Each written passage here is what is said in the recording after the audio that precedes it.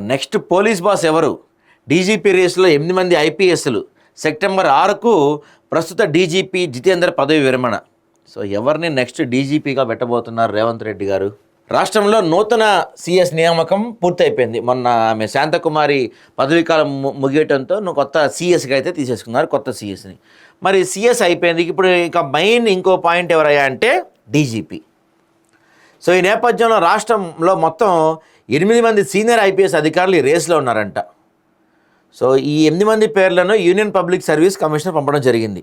వచ్చే సెప్టెంబర్ 6వ తేదీతో ప్రస్తుత డీజీపీ జితేందర్ పదవి విరమణ చేయనున్నారు. దీంతో తర్వాత బాస్ ఎవరైనా అంశంపై పోలీస్ వర్గాల్లో చర్చ జరుగుతుంది.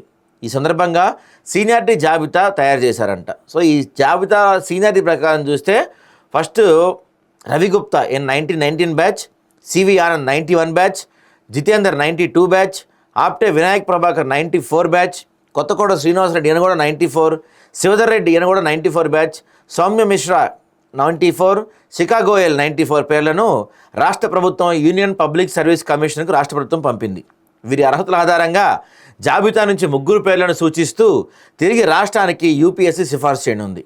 ఇందులో కొత్తకోట శ్రీనివాసరెడ్డి ఏడాది ఆగస్టు 5న, రవిగుప్తా ఏడాది డిసెంబర్ 19న పదవి విరమణ చేయనుండగా, C V Anand 2028 June, Apte Vinayak Prabhakar 2029 October, Shivdhar Reddy 2026 April 28, doctor Soumya Mishra 27 December, Shikha Goyal 29 March వరకు ఉండబోతున్నారు.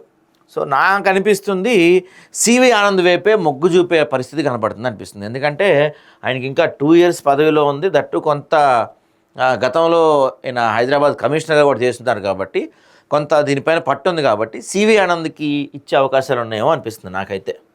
చూడాలి మరి.